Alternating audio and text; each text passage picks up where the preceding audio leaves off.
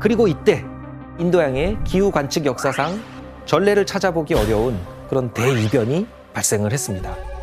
바로 인도양의 이 동쪽하고 서쪽 사이에 온도 차이가 무려 2도까지 이렇게 올라가게 됩니다. 에? 뭐지? 근데 저희는 사실 예. 체감상 2도는 별거 아닌 거라고 느껴지는데. 이 바닷물의 수온이 온도가 쉽게 변하지 않는 것이고 이게 상당히 거대한 영역이기 때문에 여기에 수온이 바뀐다는 것은 엄청난 열이 거기에 공급이 됐거나 또는 엄청난 열이 빠져나갔거나 이런 거대한 열의 변화를 말합니다. 규모가 다르구나. 그래서 인도양 양 끝에 나타난 이 2도의 차이는 심각한 기상이변을 예고하는 무서운 전조였습니다. 이로 인해서 바로 최악의 재앙이 닥친 나라가 호주였던 겁니다.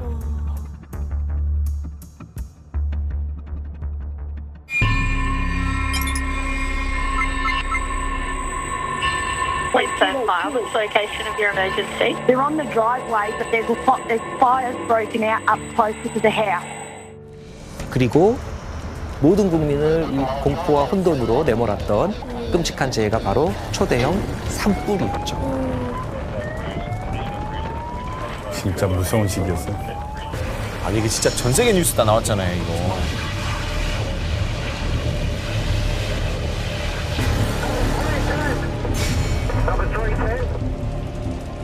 진짜 저렇게 새빨갈 수가 어떻게 있나? 들어가 거기?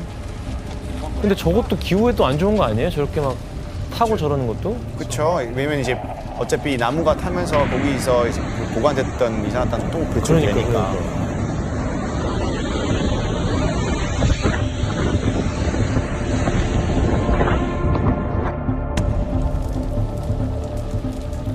와, 저 빨간 하늘 보세요.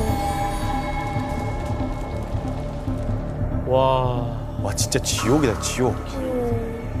와, 너무 무서워. 초기에 불이 붙은 곳은 호주 동남부의 뉴 사우스 웨일스 주하고 이제 퀸즐랜드 주의 두 군데였습니다. 이 건조한 산에 갑자기 마른 번개가 막 내려치고 이러면서 불씨가 붙고 산불이 시작됐다고 이렇게 추정을 하고 있는데요. 이때만 해도 산불이 이렇게까지 커질 거라고는 누구도 예상을 하지 못했습니다. 그런데 한 달 사이에 이렇게 광활하게 넓은 이 호주 대륙에서 산불이 비정상적으로 빠르고 강하게 번져나가기 시작하는 겁니다. 당시 상황이 아주 전쟁과도 같은 그런 상황이었습니다. 그래서 뉴 사우스 웨일즈 주 정부에서 이 산불 진화를 위해서 연 인원 25만 명 이렇게 투입을 하고 소방 차량 700대와 항공기 100대 이상 이렇게 동원을 해서 화재 진압을 시도하는데요. 심지어는 미국, 뉴질랜드, 싱가포르, 캐나다 등등 해외에서도 1000명이 넘는 대규모 소방팀을 지원받아가지고 해외에서도 현장에 왔구나. 투입을 한 겁니다.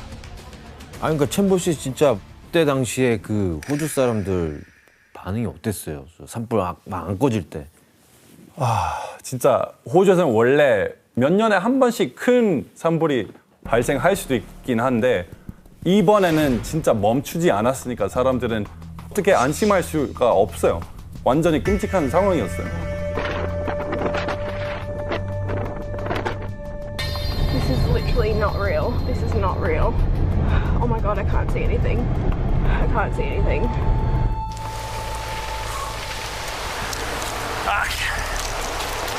That's massive, man. I've never seen that before. Huge. It's frightening. It's a monster. It's ravenous. 교수님, 그러면 이 산불이 왜 이렇게 무서운 속도로 번진 거예요? 예, 그거는 이 산불을 진압하기 어려운 아주 최악의 상황들이 계속해서 펼쳐졌기 때문인데요. 특히 이 산불 현장에서 이것이 만들어져서 화재 진압을 무척 어렵게 만들었습니다. 그게 뭔지 한번 영상을 통해서 확인해 보시겠습니다. 뭐지?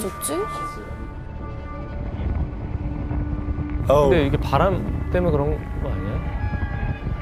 번질 때. 진짜. 뭐야 터는 거야? 회오리 바람. 회오리도 일어나 갑자기. 우와 와. 불 토네이도. 어머, 저게 뭐야? 우와 뭐야 이거?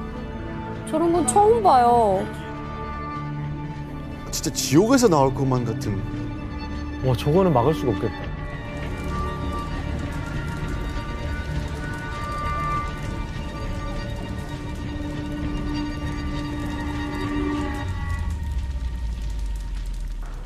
아니 근데 저거는 예.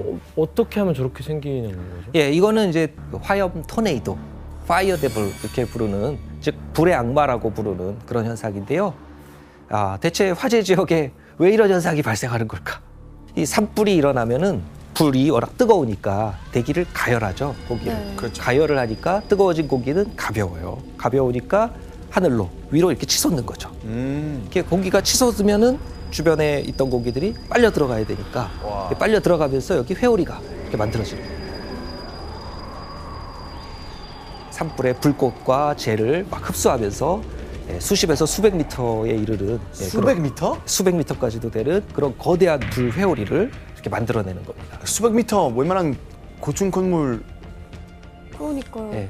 전 실제로 처음 보면 봤어요. 얼마나 무서울 건데요, 예. 진짜. 그리고 이 화염 토네이도는 풍속, 여기 부는 바람이 최대 시속 200km, 200km? 예, 미터, 200km? 예, 중심부 온도는 1000도 이렇게까지 올라가기 때문에 이 산불 피해를 더 키우고 화재 진압도 아주 어렵게 그렇게 만들었습니다.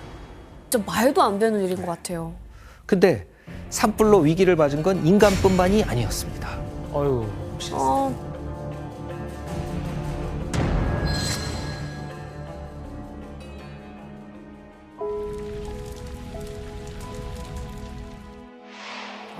이게 코알라예요? 어떡해. 불쌍해. 거기 왜 들어가? 다 탔잖아. 뜨거, 뜨거. 안 돼. 거기 왜 들어가? 다 탔잖아. 뜨거, 뜨거.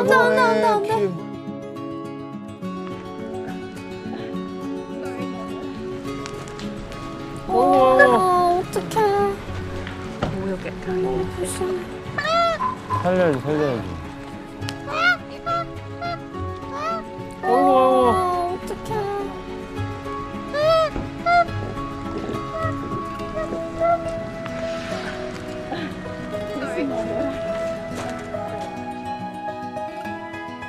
호주의 코알라는 이제 2018년 기준으로 8만 마리 정도 이렇게 됐었는데 이 화재 때문에 6만 마리 정도가 죽거나 다쳤을 걸로. 네.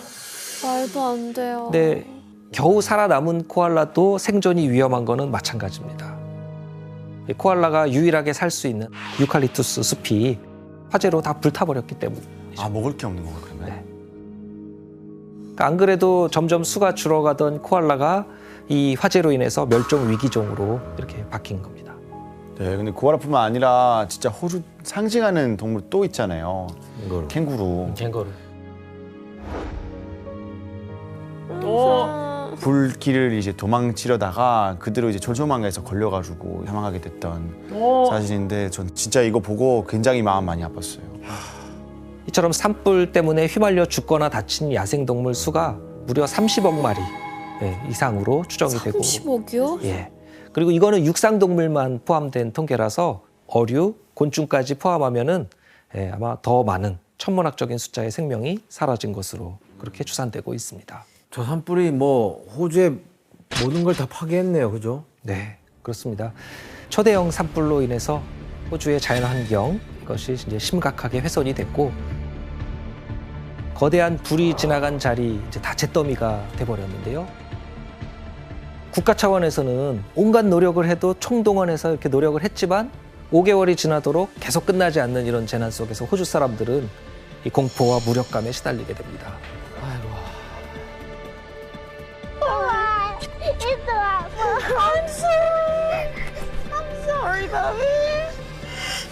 그런데 화재가 시작된 지 이제 6개월이 됐던 2020년 2월이죠. 호주 전역을 괴롭히던 대화재가 갑작스럽게 꺼지게 됩니다.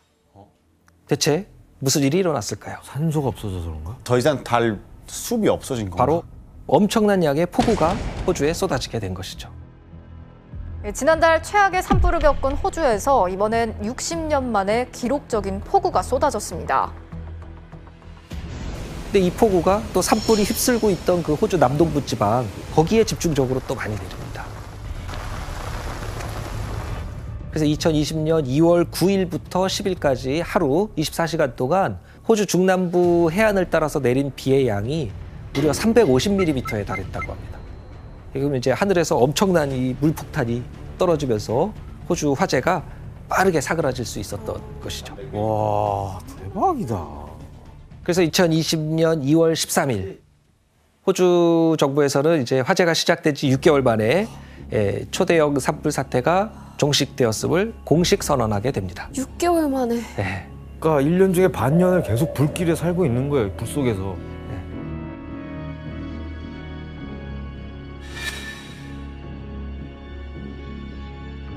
교수님 이게 말이 아닌데 지금 이 정도면은 호주의 피해가 엄청났겠어요. 네, 이 무서운 화재가 피해도 아주 역대급으로 있었겠죠.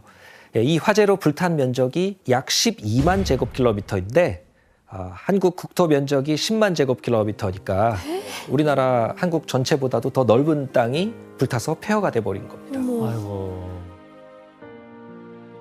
호주 전체 숲의 약 14%가 불이 탔고 수십 개의 국립공원과 약 2만 개 이상의 농장이 피해를 입게 됐었고요. 이 산불로 인한 피해 규모를 우리 돈으로 하나로 따지게 되면 약 80조 원 이상 이렇게 추산이 된다고 하니까요. 호주 역사상 최악의 재난 중 하나라고 이렇게 기록이 됩니다. 하지만 호주에 내린 폭우는 또 다른 재앙의 시작이었습니다. 갑자기 쏟아진 비가 엄청난 양의 홍수가 돼서 다시 도시를 덮치게 됩니다. 이번엔 또 홍수야? 호주 역사상에 이렇게 최대 규모의 피해를 남긴 산불은 시작도, 과정도, 끝도 아주 다 이상하기가 이를 데 없는 그런 것이었습니다. 야, 진짜 최악이었구나.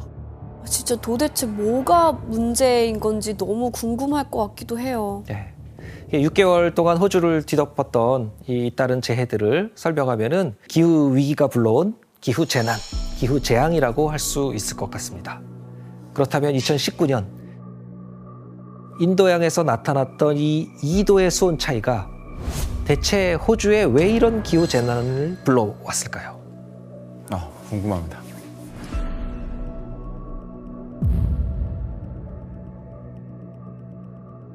자, 2019년 가을 인도양의 동쪽과 서쪽의 온도 차이가 관측사상 가장 극단적으로 이렇게 벌어졌었는데요.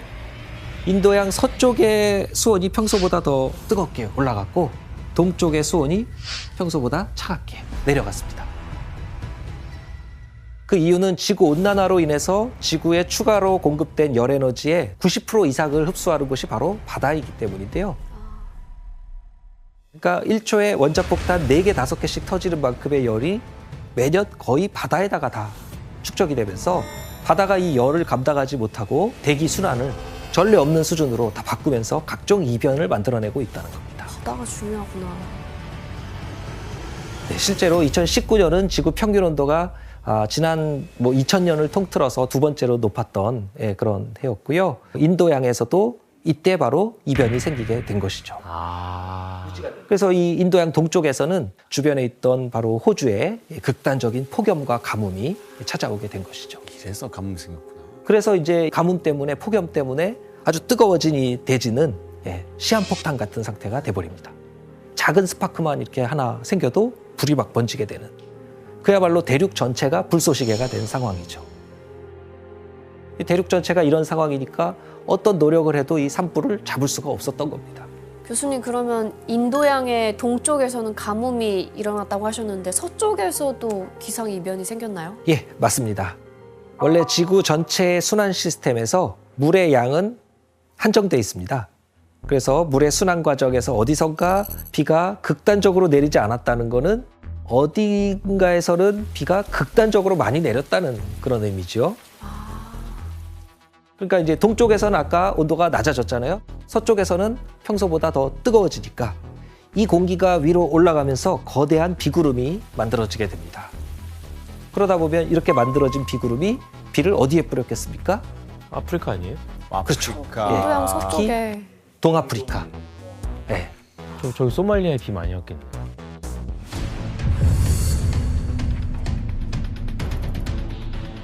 그러니까 2019년 10월부터 해서 케냐, 소말리아, 에티오피아 등등 동아프리카 그 일대에 무려 2달 동안 이례적인 수준의 폭우가 쏟아집니다.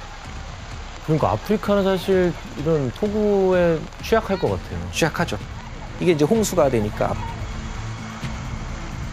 300만 명 가까운 사람들이 이재민이 되고 300만 명? 예, 수백 명이 사망하고 이런 참사가 여기서도 벌어지게 하긴 거기 됩니다. 폭우가 안 오니까 뭐 그거를 막을 수 있는 진짜 방법 없을 거니까. 아프리카의 사막 메뚜기는 이 습하고 축축한 환경에서 잘 왕성하게 번식하는 또 그런 특성이 있는데 이 폭우가 내리면서 습해지고 메뚜기 떼가 번식하기 좋은 환경이 갖춰진 것이죠. 너무 징그러나 저것들.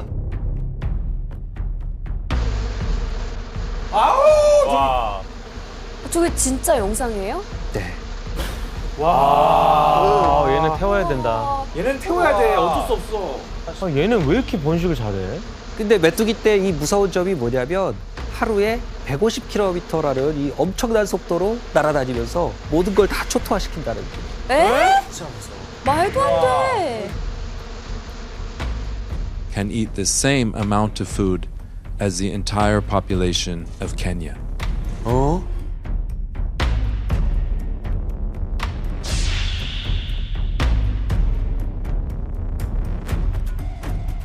어머. 너무 징그러워. 아우 소름 끼쳐. 와 진짜 재난이다 이게. 와. 2019년 당시 아프리카에 등장했던 메뚜기 수가 무려 4천억 마리에 달했습니다. 4천억. 4천억이요? 4천억 마리. 아니 아프리카는 가뜩이나 기아 문제가 심각하잖아요. 그렇죠. 안 그래도 식량이 부족한 그런 지역에 메뚜기 떼 출몰이 재앙 그 자체였죠. 네, 소말리아나 에티오피아 이런 메뚜기 떼가 파괴한 농경지 면적만 해도 무려 축구장 10만 개 정도 크기였다고 합니다. 축구장 이 10만 개요? 숫자들은 네, 좀 안 와닿아요, 솔직히. 죄송한데 너무 크다 보니까. 그러니까 그 수온 2도 변화로 어쨌든 호주와 동아프리카를 초토화시켰는데 예. 거기서 이제 멈춘 거예요? 또 다른 피해가 또 계속 일어나고 있는 상황인 거예요? 안타깝게도 2019년 이후로도 또 다른 지역에 기록적인 홍수를 발생시킨 거죠. 그 지역이 어디였을까요? 또 온도 올라간 데 아닐까요? 어디지? 예, 우리가 사는 동아시아로 가게 됩니다. 아 동아시아까지. 그 재난의 시작은 2020년 5월 중국이었습니다.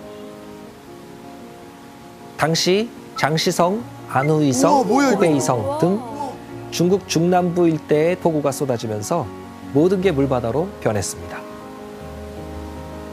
아니 집이 그냥 막 떠내려가네. 네, 당시 그 수재민 규모가 대한민국 전체 인구를 넘어설 정도로 그렇게 많은 사람의 수재민들이 생겼고요. 중국이 엄청난 수해를 겪던 7월 초에 중국을 괴롭히던 장마전선 일부가 동쪽으로 이동을 합니다. 일본? 네, 일본 남서부 지역인데요. 규슈 지방에 엄청난 기록적인 폭우가 쏟아지게 되고요.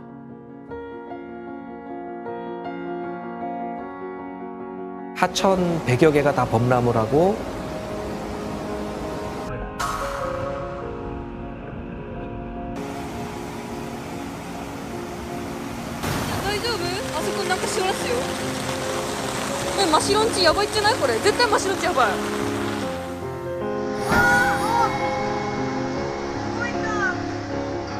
축구장 2천여 개 넓이의 토지가 침수되고 피해가 아주 속출했습니다. 엄청났네.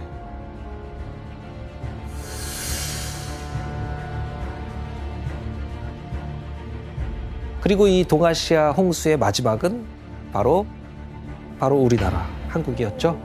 2020년 7월 중순 중국과 일본의 장마전선 일부가 한반도 쪽으로도 이동을 했기 때문입니다. 우리나라와 일본, 중국이 동시에 본격 장마권에 든 가운데 나라마다 집중호우 비상이 걸렸습니다.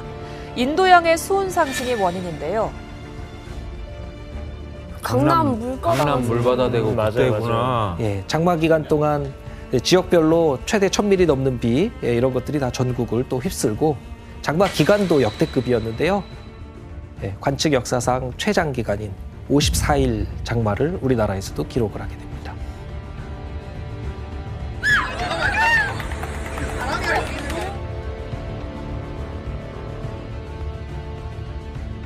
근데 지구 온난화가 되면은 막 건조해지고 뭐 더워진다고만 생각했는데 홍수까지 오는 거예요? 예, 이게 온도가 기온이 1도 올라가면은 예, 수증기가 7% 증가하는 그런 효과가 있는데 그러니까 점점 더 온난화가 되면서 습해지기도 하는 거죠. 아, 그러니까 바다에서 계속 수증기가 증발하는 거죠? 맞습니다. 그러니까 바닷물을 이렇게 담뿍 올려서 대륙에다가 쏘는 거네, 그냥 땅에다가. 그 문제는 상상을 초월하는 그런 규모의 홍수가 점점 더 자주, 더 심각한 수준으로 발생할 것으로 그렇게 전망이 되고 있다는 겁니다. 아이고야. 왜냐하면 지구의 온도가 지금 이 순간에도 계속해서 빠른 속도로 오르고 있기 때문이죠.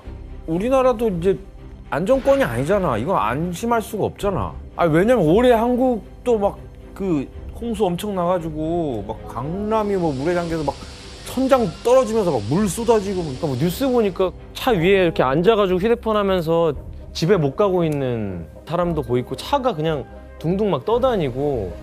와, 아무튼 굉장히 심각했어요.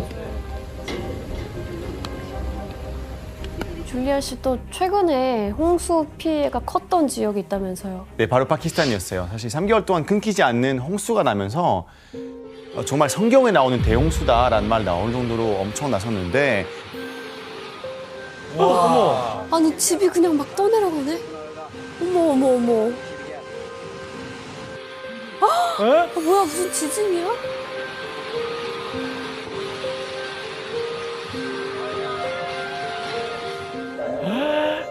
한 3,300만 명. 뭐야. 강아지.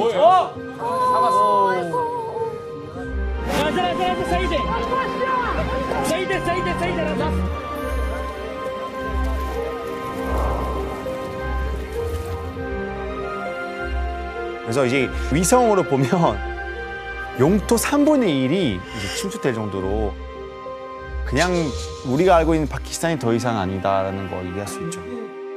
와. 그런데 사실 진짜 무서운 이야기는 이제부터 시작입니다. 이제부터요? 아니요. 이제? 아니요. 저 없을 때 해주시면 안 돼요? 왜냐면 이게 모르는 게 약이라고. 인도양을 비롯해서 이제 지구의 대양에서 무슨 일이 벌어지고 있는지 지도를 보면서 설명을 드리겠습니다. 지금 이 지도에서 보시는 것처럼 인도양 말고도 지구에는 4개의 대양이 더 있죠. 그리고 이 5대양에서 지구 온난화로 증가한 열이 어마어마하게 흡수가 되니까 전 세계 대양의 수온이 급격하게 높아지는 그런 현상들이 다 관측이 되고 있는 겁니다.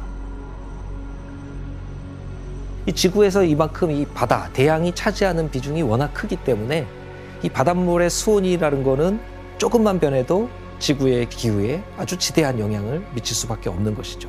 지금 이게 전 세계 이제 바다가 뜨거워지면서 또 다른 이제 재앙, 기상 이변이 덮칠 것 같은데 어떤 게 있어요?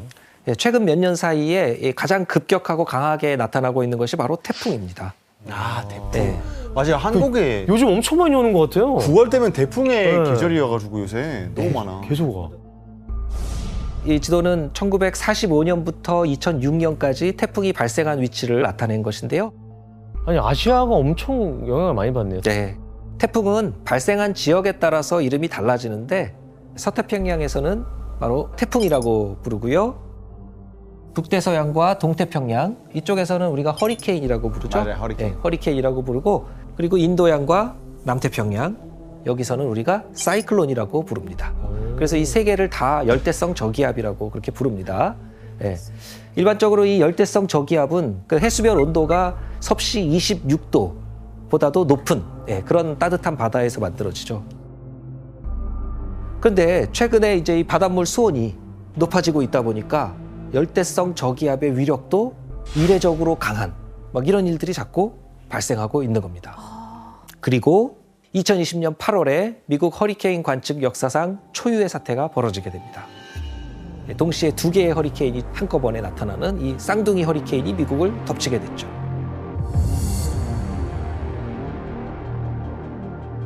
My administration is also closely monitoring Hurricane Marco and Tropical Storm Laura.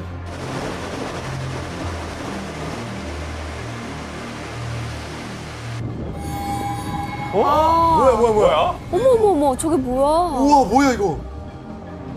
태풍 진짜 무서워. 바람 너무 무서워. 이 사람 시속 241km. 그냥 사람은 날아가겠네요. 그쵸. 와. 우와.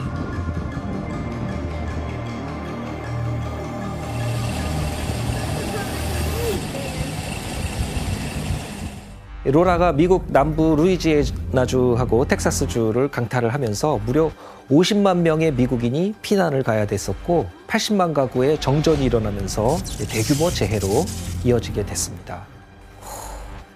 그래, 이렇게 된다고 전쟁터처럼 진짜.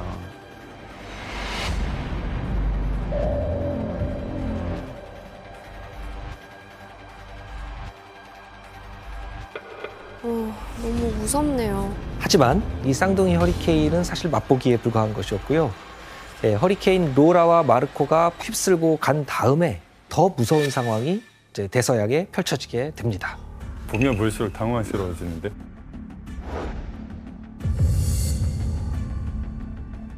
뭐야? 잠깐만. 5개요? 너무 많은데? 예, 이게 2020년 9월 14일 찍은 위성 사진인데요. 쌍둥이 허리케인 발생한 지 보름도 안 된 시점인데 여러 개 허리케인이 동시에 다 미국으로 접근하고 있는 그런 모습을 보여주고 있습니다. 다 미국으로요? 이런 경우가 흔치 않죠. 없죠, 잘. 예. 당시에 이 대서양 상황이 여기저기서 이 만들어지는 이 허리케인들 때문에 아주 어지러웠던 그런 상황이었던 거죠. 지금도 어지러워요. 이 중에서 지금 새로 발생한 저 제일 왼쪽에 셀리라는 태풍 보이시죠? 셀리 들어봤어요. 예, 저 허리케인 셀리는 이제 시속 160km가 넘는 바람을 불고 있고 무려 1m에 달하는 이 물폭탄을 안고 미국에 상륙을 하게 됩니다. 와. 그러니까 이 4개월 만에 내려야 될 비가 4시간 만에 4시간 만에 쏟아지니까 미국 남동부 그 플로리다주, 알리바마주 이런 데는 다 쑥대밭이 돼버린 것이죠. 그런데 이 미국을 덮쳤던 이 허리케인은 이게 끝이 아니었습니다. 예, 무려 11월까지 계속해서 강한 허리케인들이 연속해서 상륙을 하게 되죠.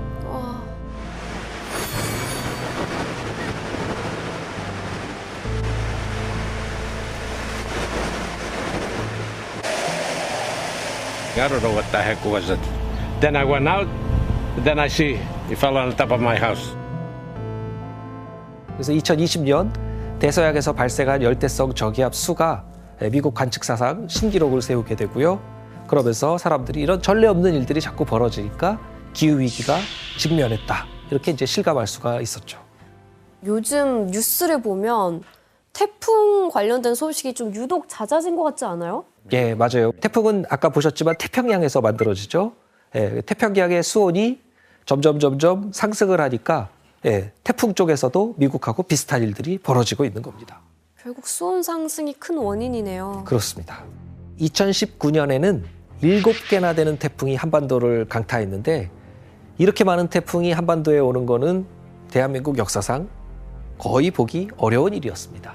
진짜 문제가 있나 보다. 네. 진짜 옛날에는 태풍 한 번 오면 이제 크시구나 하는데 요새는 태풍 지나가면 또 와. 또 와, 자꾸. 그렇죠. 이렇게 태풍이 점점 강력해지다 보니까 우리나라 한국기상청에서 새롭게 만든 단어가 있습니다. 뭐예요? 예, 그게 뭘까요? 예. 새로운 단어? 바로 태풍에다가 초강력이라는 새로운 등급을 하나 매기게 된 거죠.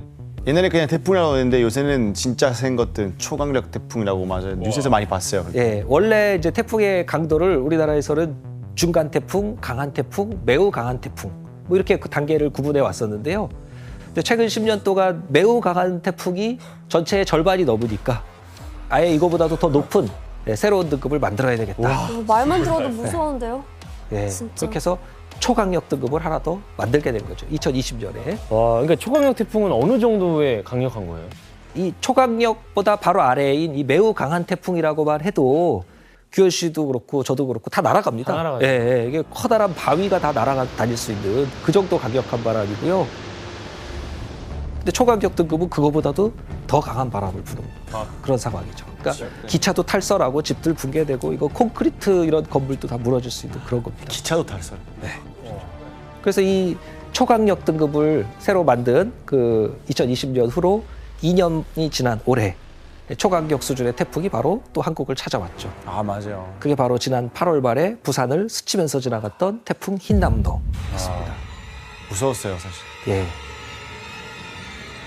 역대급 위력의 태풍 흰남노가 한반도를 향해 북상하고 있습니다. 중심 최대 풍속은 초속 49m로 태풍의 강도가 매우 강입니다.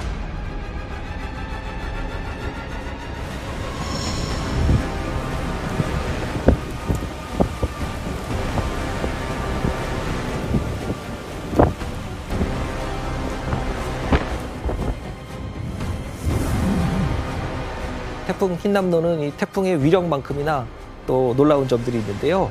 이 태풍이 역사상 유례가 없는 돌연변이었다는 겁니다.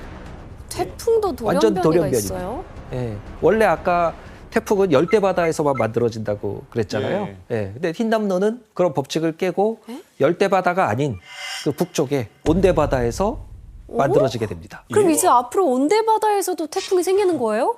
그렇죠. 태풍 역사상 이게 유례가 없는 그런 일들이었는데 너무 무서워.